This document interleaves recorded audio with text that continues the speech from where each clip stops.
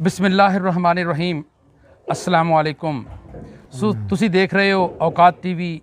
मैं तुहाडा मेज़बान अब्दुल जब्बार अंसारी। इस वक्त मैं चक नंबर 218 EB विहाड़ी दे विच मौजूद हाँ। मेरे नाल मौजूद ने मेरे उस्ताद मोहतरम हाजी अब्दुल करीम आवान। ये बड़ी माशाअल्लाह तारीखी शख्सियत ने।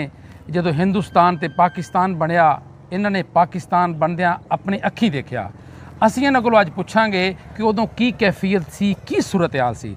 अस्सलाम वालेकुम हाजी साहेब, क्या हाल है? शुक्र है अल्लाह। कैसी तबीयत है?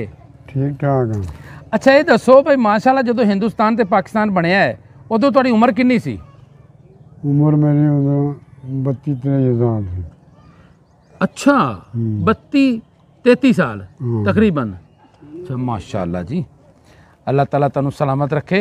ते उस वक्त तुहाडी शादी हो चुकी सी या नहीं सी होई? नहीं सी होई। अच्छा शादी बाद विच होई। अच्छा अच्छा हाजी साहब ये दसो कि उस वक्त जदों हिंदुस्तान ते पाकिस्तान दा ऐलान होया, इस तुहाडे पिंड दे विच उदों की कैफियत सी? लोग मतलब अफरा तफरी जिवें इंडिया दे विच सी एवें सी या इधर कोई मुख्तलिफ कैफियत सी? आराम नाल दुकानां सन 2-3। अच्छा खतरियां दियां। अच्छा और कोई इत्थे आराम ही बड़ा सी। अच्छा अच्छा उन्हां खतरियां दे तुहानू नाम याद ने? कईयां दे याद ने, कईयां दे नहीं। की कौन कौन सी? काशी राम सी एक। अच्छा ये खतरी सी। किन्ने के घर सी इत्थे खतरियां दे? खतरे दुकानां से उन्हां दियां। अच्छा मामूली दुकानां, करियाने दी दुकानां सन। जी जी जी जी। और घर उन्हें कोई नहीं सन। रहिंदे कित्थे सी? दुकानां ते इत्थे सी उन्हां दियां? रहिंदे भी इत्थे ही होने आ? इत्थे विच ही रहिंदे सन। अच्छा तो कोई सिख भी रहिंदे सी इस पिंड च? नहीं सिख कोई नहीं सी।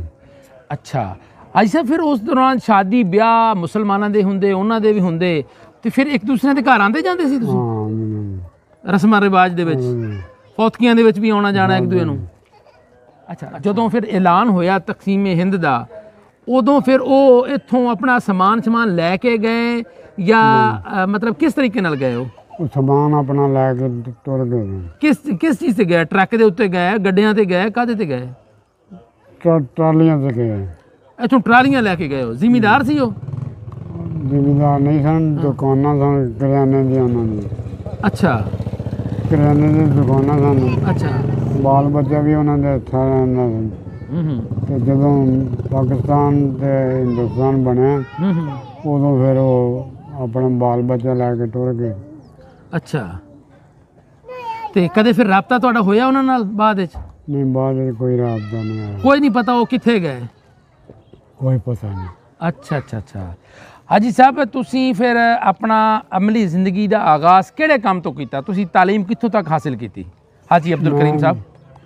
मैं जनाब मैट्रिक करके फिर SV टीचर बनया। अच्छा किहड़े सन च मैट्रिक कीता तुसीं? सन 51 च कीता। अच्छा फिर टीचर भर्ती हो गए मैट्रिक बेस ते? अच्छा फिर उस तो बाद अगे भी तालीम हासिल की तुसीं? मैं SV टीचर SV कीता। अच्छा SV टीचर बनया मैं। हाँ हाँ वो मैं गुजरांवाले कीता SV नाल बनदा की है जी साहब? Senior vernacular teacher. Senior vernacular teacher. अच्छा अच्छा अच्छा अच्छा जदों तुसीं भर्ती होए टीचर बने, तनख्वाह किन्नी सी तुहाडी? कित्थों शुरू हुई सी तनख्वाह?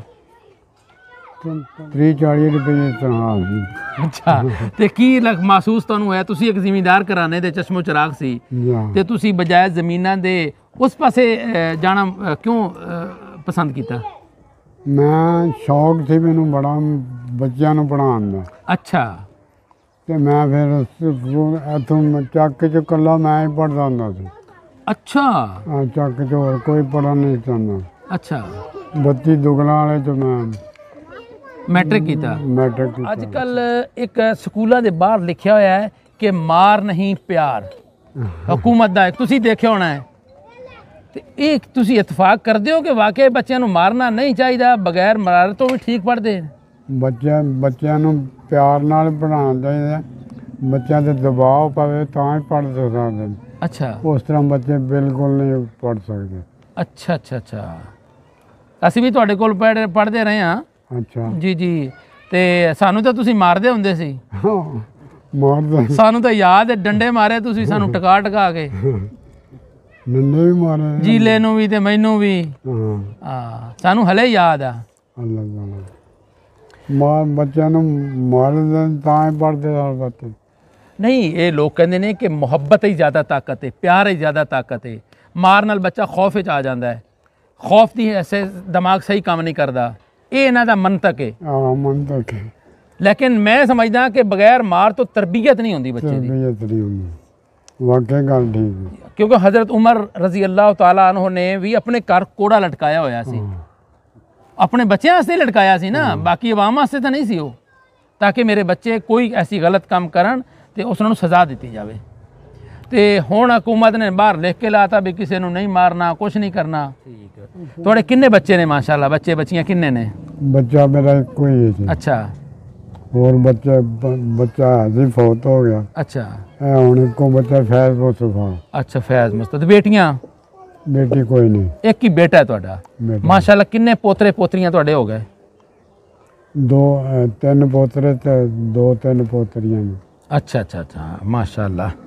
ਤੇ ਹਾਜੀ ਸਾਹਿਬ, ਤੁਸੀਂ ਇਹ ਦੱਸੋ ਵੀ ਉਸ ਵਕਤ ਜਦੋਂ ਹਿੰਦੁਸਤਾਨ ਤੇ ਪਾਕਿਸਤਾਨ ਬਣਿਆ ਹੈ, ਉਦੋਂ ਸੋਨੇ ਦਾ ਕੀ ਰੇਟ ਸੀ? ਤੋਲਾ ਕਿਵੇਂ ਸੀ? ਜਾਂ ਤੁਹਾਡੀ ਜਦੋਂ ਸ਼ਾਦੀ ਹੋਈ ਹੈ ਉਦੋਂ ਤੋਲਾ ਕੀ ਰੇਟ ਸੀ? 50-60 ਰੁਪਏ ਸੀ। ਅੱਛਾ। ਦੇਸੀ ਘਿਓ ਦਾ ਕੀ ਰੇਟ ਸੀ? ਦੇਸੀ ਘਿਓ ਸਸਤਾ ਸੀ। ਦੁੱਧ ਸੁਣਿਆ ਉਸ ਜ਼ਮਾਨੇ 'ਚ ਦੁੱਧ ਵਿਕਦਾ ਹੀ ਨਹੀਂ ਸੀ।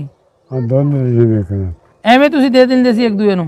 ਹਾਂ, ਘਰਾਂ ਦੇ ਦੇਖ ਤੋਰਾਂ ਦੇਣਾ ਦੁੱਧ।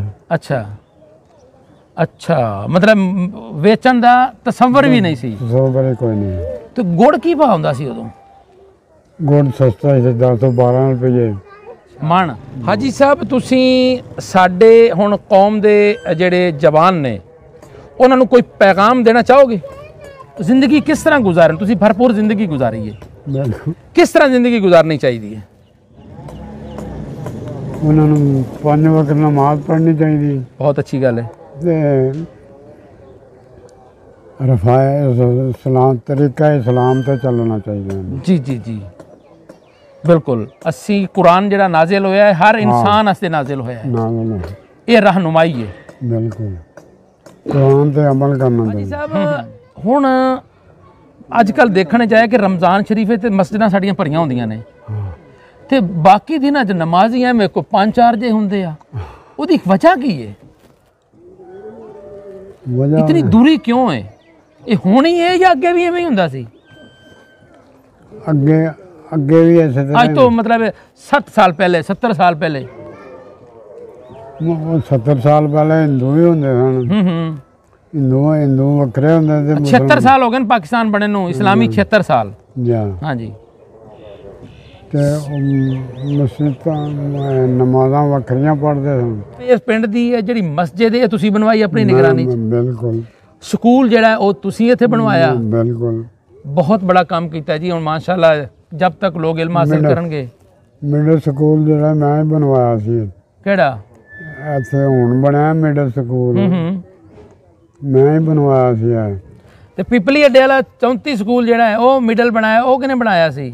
ਉਹ ਜੋ ਬਣੇ ਬਣਾਏ ਤੇ।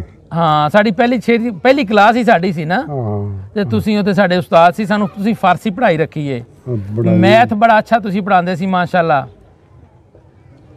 ਟੀਚਰ ਹੀ ਮੈਂ ਮੈਥ ਦਾ ਸੀ। ਜੀ ਜੀ ਜੀ, ਬਿਲਕੁਲ। ਬਹੁਤ ਖੂਬਸੂਰਤ ਅੰਦਾਜ਼ ਸੀ ਤੁਹਾਡਾ। ਹਾਜੀ ਅਬਦੁਲ ਕਰੀਮ ਆਵਾਨ ਮੇਰੇ ਨਾਲ ਮੌਜੂਦ ਸੀ, ਮੇਰੇ ਮਹਿਮਾਨ, ਮੇਰੇ ਉਸਤਾਦ।